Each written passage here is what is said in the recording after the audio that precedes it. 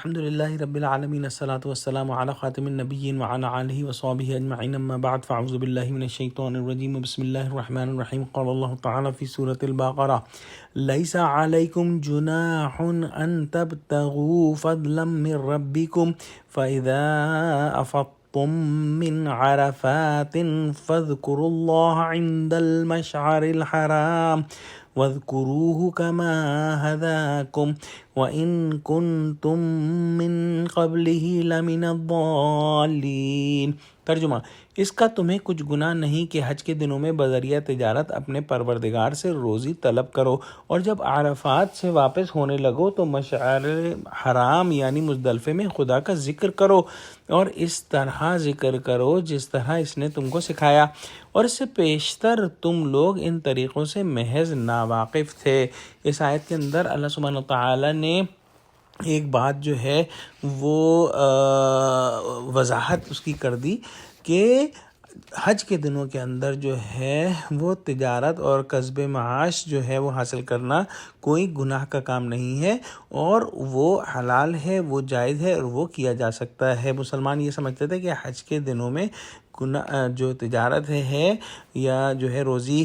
کمانا جو ہے وہ گناہ کا کام ہے۔ اس کے بعد اللہ سبحانہ وتعالی نے جو ہے وہ فرمایا کہ پھر جب تم عرفات سے واپس ہو تو اللہ کو یاد کرو مشعر الحرام کے نزدیک۔ تو اس کے اندر جو ہے اللہ سبحانہ وتعالی نے عرفات سے واپس ہو کر مزدلفے میں اللہ کا ذکر کرنے کا حکم فرمایا ہے۔ عرفات کا دن جو ہے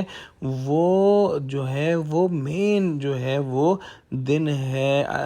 حج کا، اور اگر عرفات کا دن جو ہے کسی کو مل گیا عرفات کے اندر جو ہے تو پھر اس کا حج ہو گیا، اور اگر یہ دن جو ہے اس کو نہیں ملا تو اس کا حج نہیں ہوا۔ عرفات مزدلفے سے 3 میل مشرق کی طرف ہے۔ یہ ایک بہت بڑا میدان ہے، یہاں پر ٹھہرنا جو ہے جیسے بیان ہوا حج کا سب سے بڑا رکن ہے، اور حج کے احرام کے ساتھ کوئی شخص ذوالحجہ کی 9 تاریخ کو زوال کے بعد سے لے کر آنے والی رات کی صبح تک عرفات پہنچ جائے تو اس کا حج ہو جاتا ہے۔ اس کے بعد فرائض حج میں صرف طواف زیارت جو ہے وہ باقی رہ جاتا ہے۔ تو بہرحال عرفات میں ذکر اور دعا میں مشغول جو ہے رہنے کے بعد ظہر و عصر کی نماز بھی اسی وقفے میں پڑھی جاتی ہے، اور پھر سورج کے چھپ جانے کے بعد مزدلفے کے لیے واپس ہوتے ہیں۔ مزدلفے میں مغرب اور عشاء کی نماز اکٹھی پڑھی جاتی ہے، اور یہ جو ہے وہ سنت ہے، اور اس کے بعد جو ہے فجر کی نماز جو ہے اندھیرے میں جو ہے پڑھی جاتی ہے،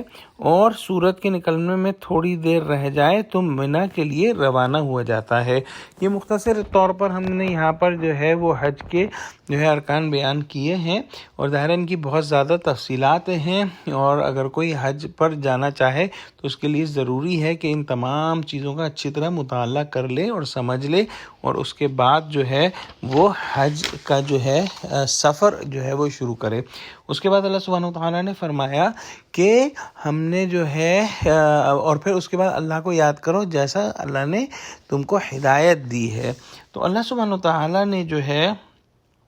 وہ مسلمانوں کو ہدایت دی، کیونکہ کفار بھی حج کرتے تھے اور کفار بھی اللہ کا ذکر تو کرتے تھے مگر شرک کے ساتھ وہ ذکر کر سکتے تھے۔ تو اللہ سبحانہ تعالیٰ نے ہدایت دی ہے کہ خالص توحید کے ساتھ جو ہے بغیر کسی کو اللہ کا شریک بنائے جو ہے وہ کیا کہتے ہیں اللہ کا ذکر جو ہے وہ اس کے اندر جو ہے وہ کرنا ہے۔ دعا کرتے ہیں کہ اللہ سبحانہ وتعالی ہم میں سے جن لوگوں نے بھی حج نہیں کیا ہے ان کو حج کرنے کی توفیق دے اور موقع فراہم کرے، اور ہم کو حج کے تمام ارکان اچھی طرح سمجھنے والا بنا دے، آمین۔ وآخر دعوانا الحمدللہ رب العالمین، والسلام علیکم ورحمۃ اللہ وبرکاتہ۔